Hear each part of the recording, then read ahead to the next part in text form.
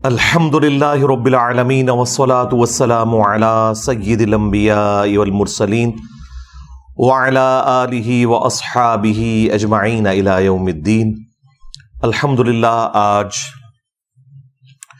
27 اگست 2023 کو سنڈے کے دن ہمارا یہ پبلک سیشن نمبر 109 منعقد ہونے جا رہا ہے۔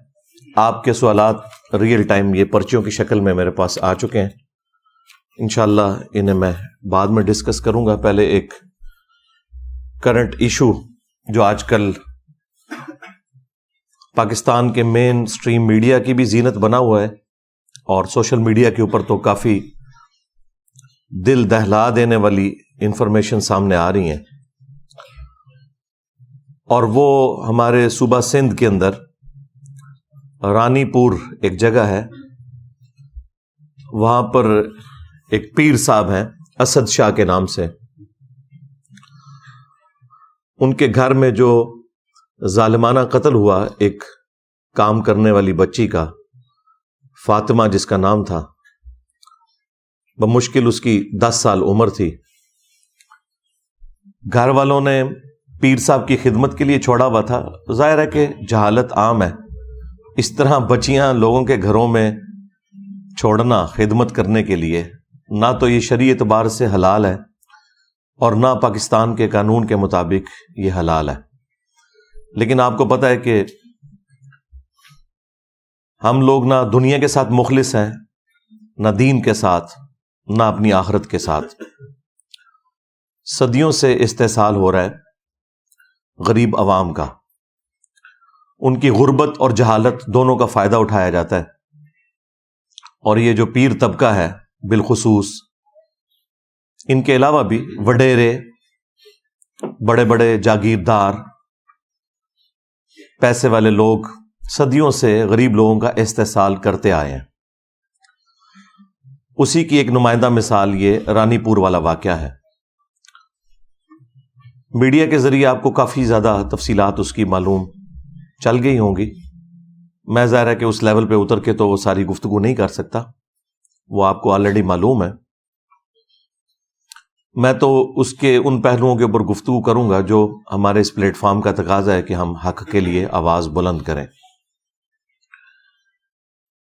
افسوس کی بات یہ بھی ہے کہ سندھ میں پچھلی 3-4 دہائیوں سے اس سیاسی جماعت کی حکومت ہے کہ جو اپنے آپ کو ڈیموکریسی کا چیمپئن کہتی ہے، اور اپنے زوم میں وہ کارل مارکس کے نظریات کو آگے لے کے چلنا چاہتے ہیں، لیکن پریکٹیکلی وہاں پر اسی طریقے سے فیوڈلزم جاری ہے، پیر فقیری کی فارم کے اندر،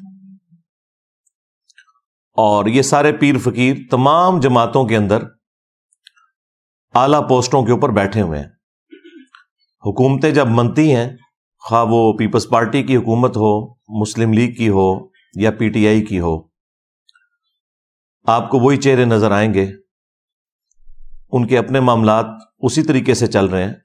ہاں، صرف ٹی وی میں تقریر کرنے کے لیے، جلسوں میں بنیادی انسانی حقوق کی آواز اٹھانے کے لیے آپ کو یہ سرگرم نظر آئیں گے، لیکن پریکٹیکلی ان کی اپنی زندگیاں ان تمام چیزوں سے آ رہی ہیں، بلکہ یہ اس پورے سسٹم کے بینیفیشری ہیں کہ یہ غریب لوگوں کا اور جاہل لوگوں کا استحصال کر رہے ہیں۔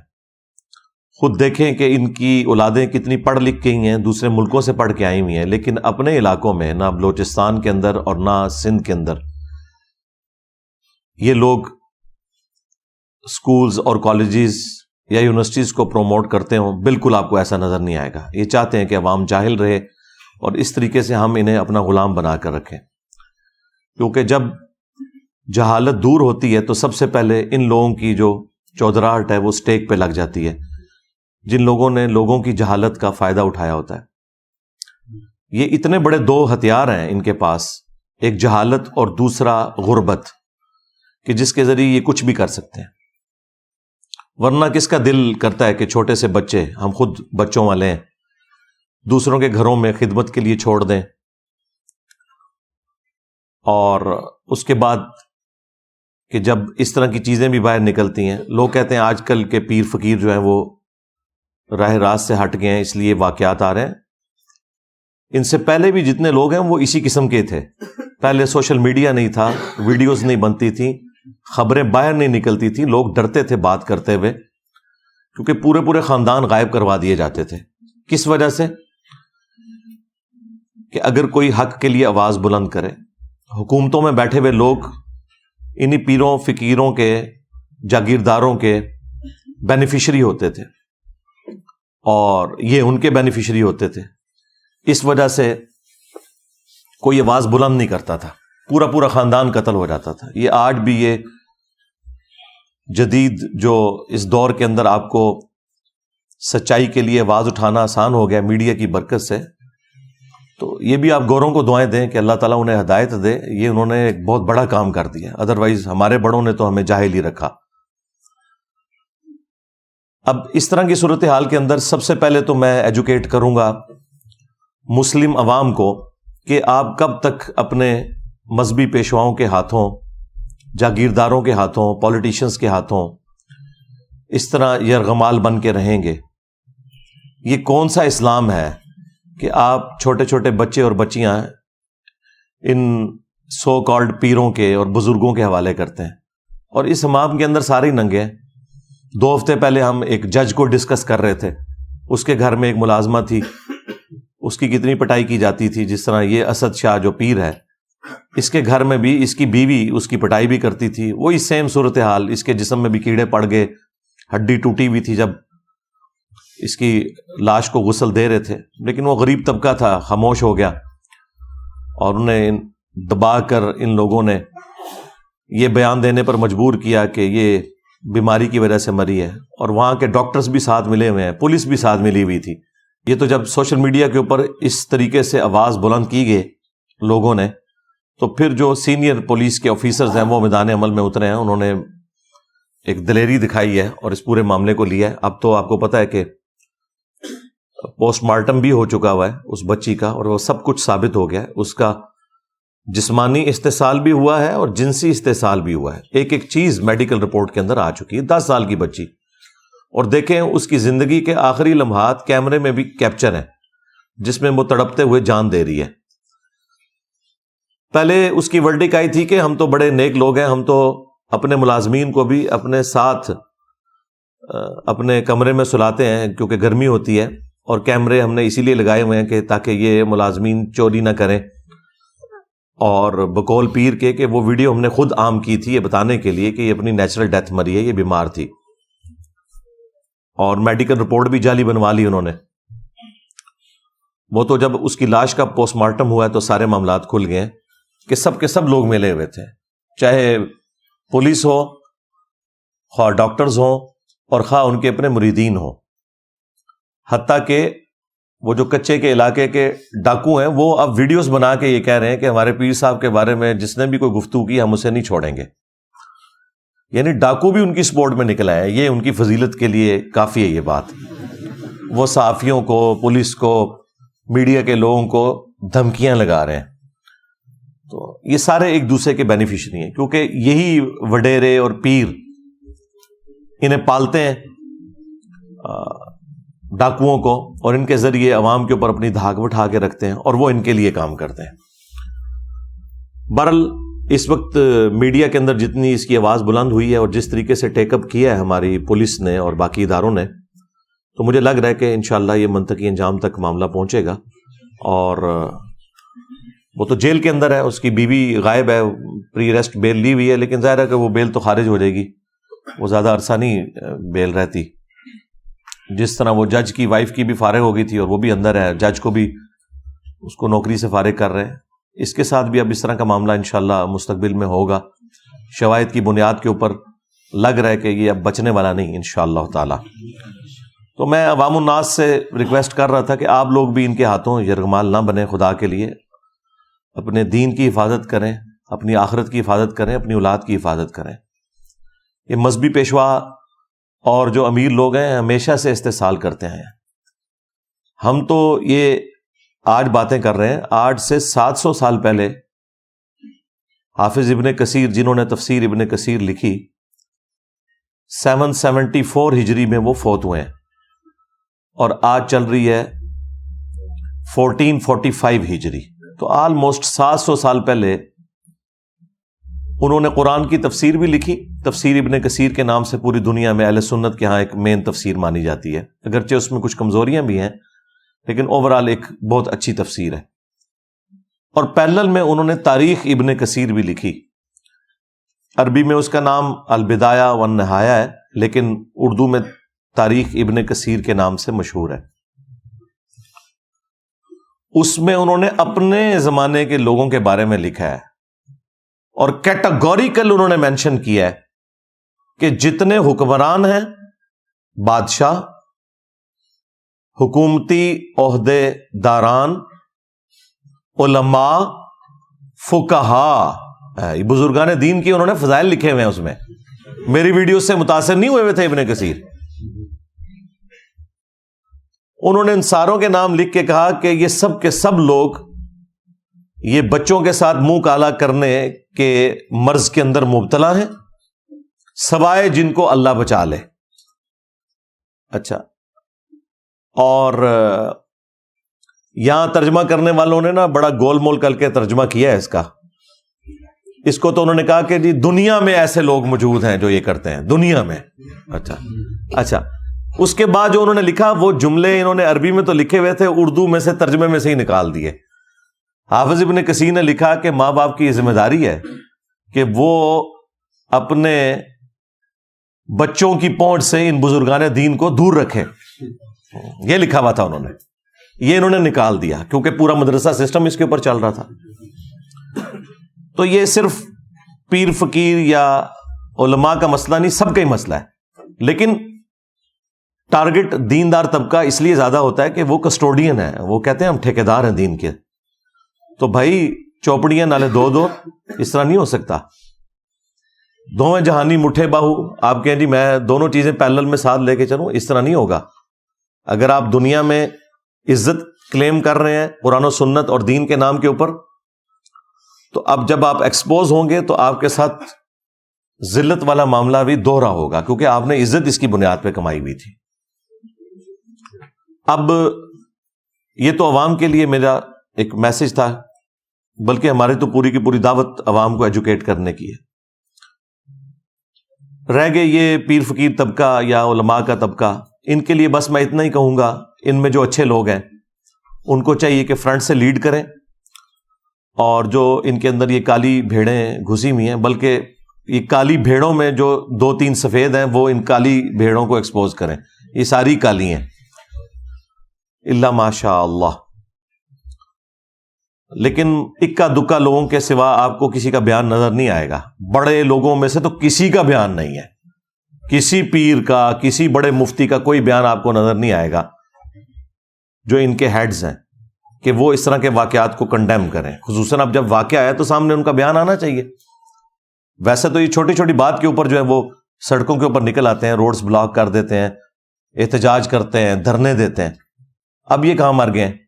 نہیں نظر آ رہے، کیونکہ اگر وہ سامنے نکلیں گے تو وہ بتائیں گے بھائی آپ لوگ بھی تو یہی کچھ کر رہے ہو. ایک دوسرے کے یہ سمجھ لیں جنہوں کہنا ہے پنجابی کاڑے نے، ایک دوسرے کی اصلیت ان کے اوپر ایکسپوز ہوئی ہوئی ہے. سیدھی سی بات ہے، ہمیں تو یہی لگ رہا ہے.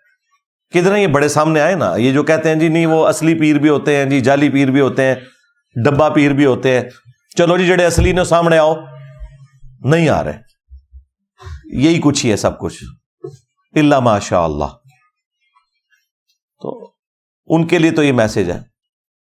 باقی جو ان میں کالی بھیڑیں ہیں جو زیادہ تر ہیں، انشاءاللہ اللہ تعالیٰ انہیں عذاب دے گا.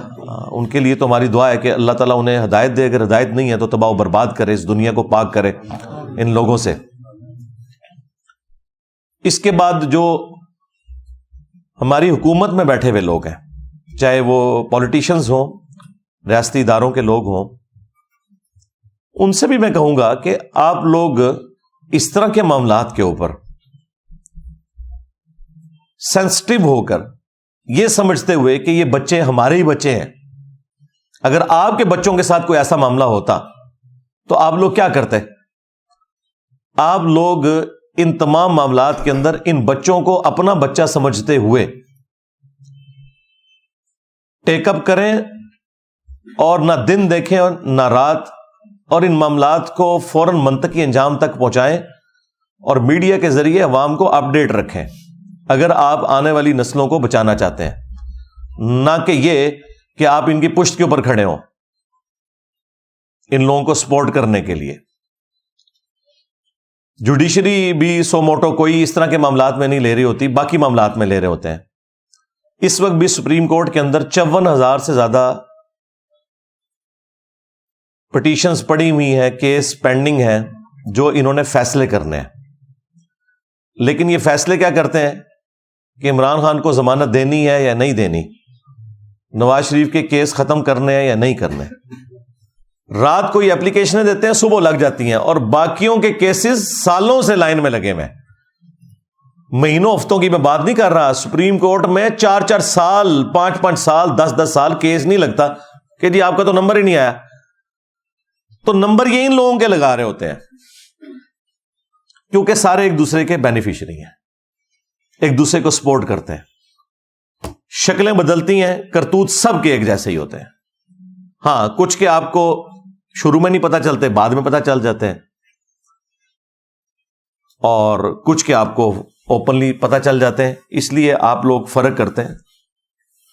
ہمیں تو اندازہ ہے کہ یہ پورے کا پورا سسٹم ہی اتنا بگڑ چکا ہے کہ اس کے اندر اب اتنی جلدی اصلاح ممکن نہیں ہے۔ تو حکومتی جو لوگ ہیں انہیں بھی یہ معاملات دیکھنے کی ضرورت ہے۔ یہ تو میں نے ساری جنرل باتیں کی، اب میں قرآن و سنت کے حوالے سے 2-4 باتیں عرض کر دوں۔ سورۃ المائدہ میں اللہ تعالیٰ نے سورۃ النساء کے اندر واضح طور پر حکم فرمایا کہ اے اہل ایمان، اللہ کے لیے کھڑے ہو جاؤ انصاف کے لیے گواہی دیتے ہوئے۔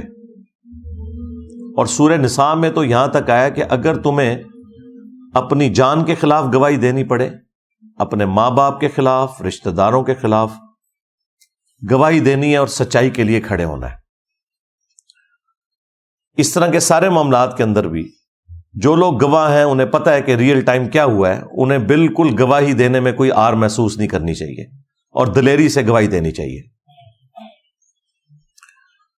اس کے بعد اللہ تعالیٰ نے سورۃ المائدہ میں ایسے لوگوں کی جو سزا ہے وہ بھی بیان فرمائی ہے کہ ہم نے بنی اسرائیل کے لیے بھی یہ طے کر دیا تھا اور اس شریعت کے اندر بھی کہ جان کے بدلے جان، آنکھ کے بدلے آنکھ، ناک کے بدلے ناک، کان کے بدلے کان، دانت کے بدلے دانت، اور ہر زخم کے بدلے اس لیول کا زخم لگایا جائے اس ظالم کو کہ جس نے مظلوم کے ساتھ یہ سارا معاملہ کیا۔ اس طرح کے جتنے واقعات رپورٹ ہوتے ہیں، جو تکلیف ان لوگوں نے ان بچوں کو دی ہوتی ہیں، یہ ساری تکلیف انہیں دینی چاہیے اور اعلانیہ دینی چاہیے۔ سورۃ النور میں بھی آیا نا کہ بدکاری کی سزا کو ویٹ کرے گا مسلمانوں کا ایک گروہ تاکہ باقیوں کے لیے ڈیٹرنس ہو جائے۔ یہ چھپا کے سزائیں نہیں ہونی چاہیے بلکہ اعلانیہ ہونی چاہیے۔ اس کے بعد سورۃ المائدہ ہی میں اللہ تعالیٰ نے فرمایا کہ جو فساد فی الارض کرنے والے لوگ ہیں، یہ فساد فی الارض کرنے والے لوگ ہیں، اس طرح کے لوگ جو غریبوں کے ساتھ یہ ظلم والا معاملہ کرتے ہیں، یہ جو فساد فی الارض کرنے والے لوگ ہیں، ان کی سزا یہ ہے کہ ان کے مخالف سمت کے ہاتھ پاؤں کاٹ دیے جائیں اور انہیں سولی دے دیا جائے۔ پبلکلی یہ سارے کا سارا معاملہ ان کے ساتھ کیا جائے تاکہ باقی لوگوں کے لیے ڈیٹرس بنے۔ اس طرح کے جتنے بھی پیر فقیر لوگ ہیں یا حکومتی عہدے داران ہیں جو اس طرح کے معاملات کے اندر ملوث ہیں، ان کو اس قسم کی سزائیں ہونی چاہیے۔ اور یہاں تو قتل والا معاملہ بھی اس میں ایڈ ہو گیا، وہ تو بہت ہی سینسٹیو ایشو ہے۔ سورۃ المائدہ میں ہی اللہ تعالیٰ نے فرمایا کہ بس 2 استثناء ہے، ایک جان کے بدلے جان یعنی قتل کے بدلے قتل، اور دوسرا فساد فی الارض۔ ان 2 کیسز میں تو کسی کی جان لی جا سکتی ہے اور وہ بھی جوڈیشری کے تھرو، ہر شخص قانون ہاتھ میں نہیں لے گا۔ اس کے سوا جس نے کسی ایک جان کو بھی قتل کیا، گویا اس نے پوری انسانیت کا قتل کر دیا۔ اور پھر اللہ تعالیٰ نے فرمایا جس نے ایک جان کو بچایا گویا اس نے پوری انسانیت کو بچا لیا. پوری انسانیت کو کیسے بچا لیا؟ ڈیٹرنس کی وجہ سے.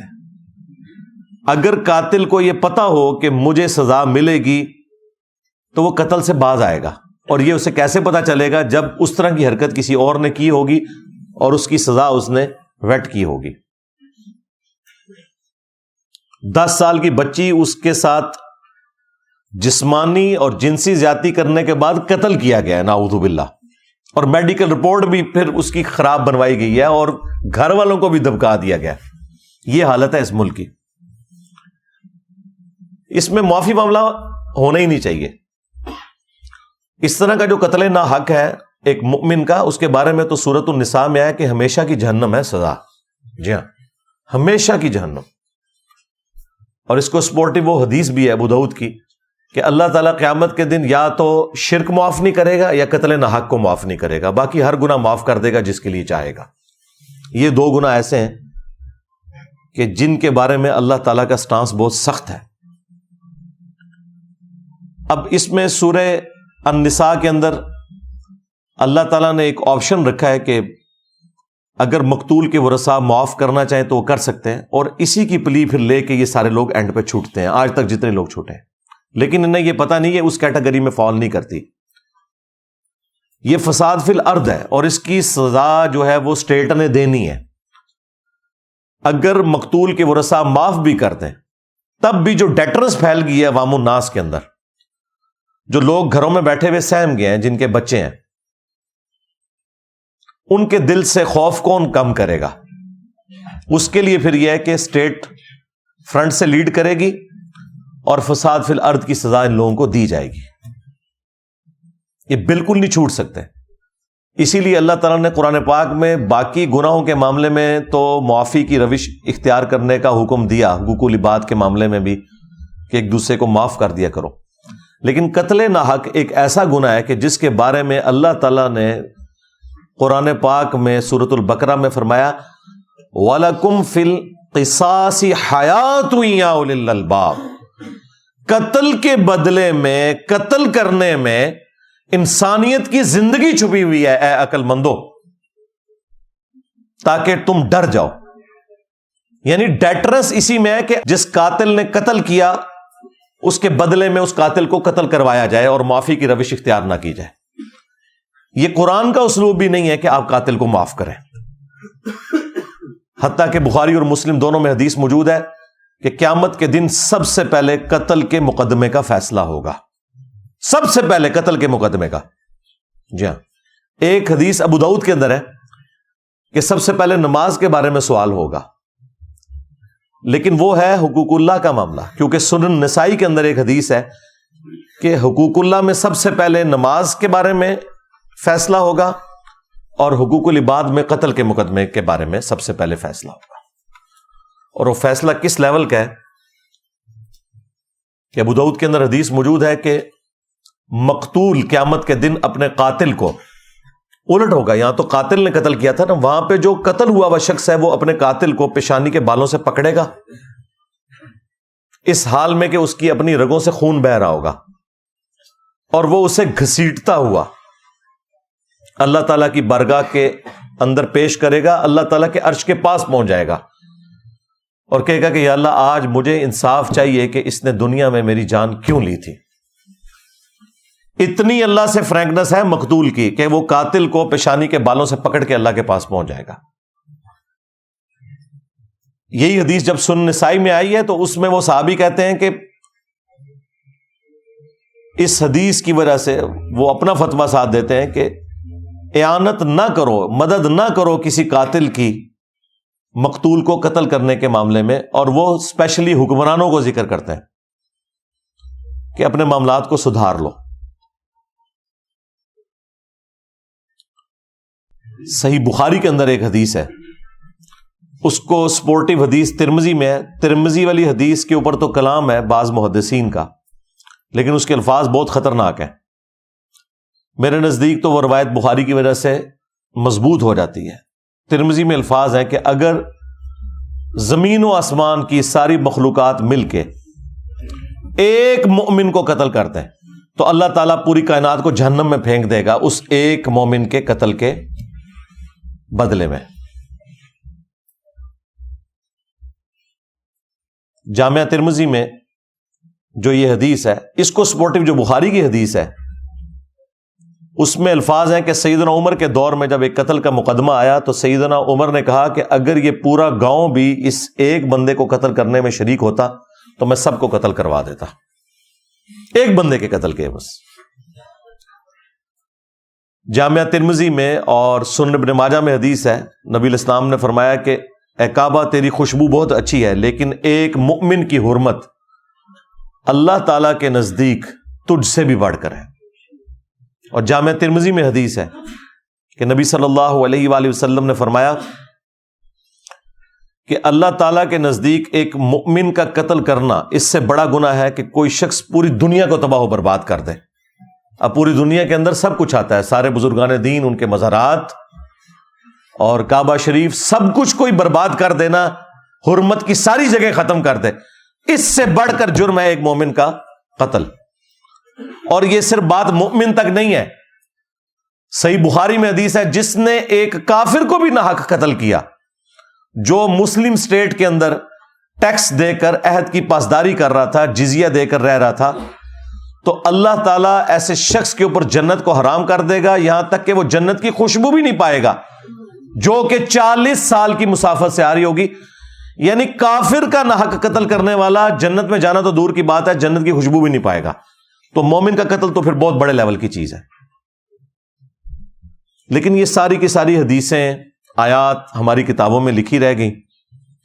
پریکٹیکلی مسلمان اس وقت دنیا کے امن کے لیے ایک خطرہ ہی بنے ہوئے ہیں تھوڑے سے ہیں, زیادہ تر مسلمان تو ایسے نہیں ہیں, لیکن وہ تھوڑے اتنے ڈومیننٹ ہیں کہ اس دنیا کو انہوں نے جہنم بنا دیا. پاکستان کو تو بنا دیا ہے جہنم, آپ کے سامنے. نہ مسلمانوں کی جان مسلمانوں کے ہاتھ سے محفوظ ہے اور نہ نان مسلمز کی جان ان لوگوں کے ہاتھ سے محفوظ ہے. جب چاہتے ہیں جس کے اوپر چاہتے ہیں چڑھ دوڑتے ہیں اور ایک سمجھ لیں لا قانونیت والا معاملہ نظر آتا ہے. اس لیے میں نے قتل ناحق سے متعلق یہ ساری حدیثیں فی البدی بیان کی, اور یہ اتنی دفعہ میں نے بیان کی ہیں کہ وہ مطلب مجھے کوئی بیٹھ کے کوئی رٹا نہیں مارنا پڑتا. یہ آپ رات کو 12 بجے بھی اٹھا کے مجھ سے آیات اور احادیث سنیں, کیونکہ اس ملک میں تو آئے دن یہ احادیث ہمیں بیان کرنی پڑتی ہیں کہ خدا کے لیے بیسک ہیومن رائٹس کا کوئی خیال کریں, یہ دنیا کو رہنے کے قابل چھوڑیں, خواہ انڈیویجول لیول پہ ہو خواہ جماعتی لیول کے اوپر ہو, ایک دوسرے کی جان کی قدر کریں. اور اس میں میں آخر میں حکمرانوں کے لیے میسج ضرور دوں گا جنہیں بڑا شوق ہے پوسٹ حاصل کرنے کا, لیکن میں ببانگ دول کئی ویڈیوز میں کہہ چکا ہوں کہ حکمرانوں کی تو جہنم کنفرم ہے, اللہ ماشاء اللہ کو بچ جائے تو بچ جائے, حکمران نہیں بچتے. انہیں بڑی شیروانیاں پہننے کا اور بڑی ٹائیاں لگانے کا, بڑے بیج لگانے کا شوق ہے, انہیں پتہ نہیں ہے کہ یہ پوسٹ کتنی خطرناک ہے. بخاری اور مسلم دونوں میں حدیث ہے کہ بدترین گڈریا وہ ہے جو کسی قوم کے اوپر گڈریا ہے, یعنی حکمران ہے, اگر اس نے انصاف نہ کیا تو وہ جنت کی خوشبو بھی نہیں پائے گا.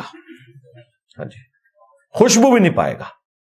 ایک اور حدیث ہے بخاری اور مسلم میں, تم میں ہر شخص نگہبان ہے, اس سے اس کی رعیت کے بارے میں پوچھا جائے گا.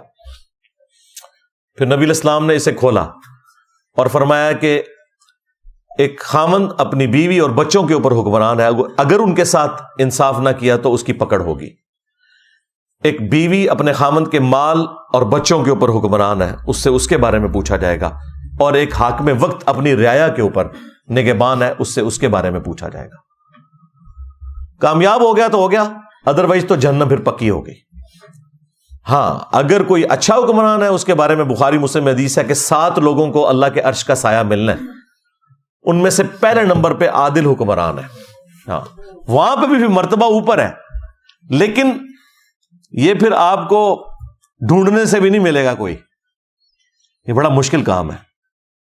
اس لیے اگر پوسٹ سنبھالی ہے تو میرے بھائی ان پوسٹ کے تقاضے بہت زیادہ ہیں. ذمہ داری پھر یہ نہیں ہے کہ آپ نے پریویلیجز ہی لینے ہیں, نہیں, رسپانسبلٹی بڑھ جائے گی. اللہ کے حضور پھر کوئی چھڑوانے والا نہیں ہوگا اگر آپ نے اپنی پوسٹ کے ساتھ انصاف نہیں کیا اور اپنے معاملات کو صحیح طریقے سے نہیں لے کر چلیں۔ ہم تو حکمرانوں کو بار بار اس طرح کے معاملات کے اندر جھنجھوڑتے رہتے ہیں، چیزیں ہائی لائٹ کرتے رہتے ہیں، اور عوام الناس کو تو خیر مسلسل ایجوکیٹ کر رہے ہیں کہ اپنے معاملات کو سدھاریں، کسی کے اوپر آپ ڈپینڈنٹ نہ ہو، اپنے آپ کو ایجوکیٹ کریں۔ اس کے باوجود اگر اس طرح کے کوئی معاملات ہوتے ہیں تو پھر ہمیں اپنی غلطیوں کے اوپر بھی غور کرنا چاہیے۔ صلو علی محمد و آل محمد، اللہم صلی علی محمد وعلی آل محمد واصحاب محمد وازواج محمد وامت محمد اجمعین الی یوم الدین، آمین۔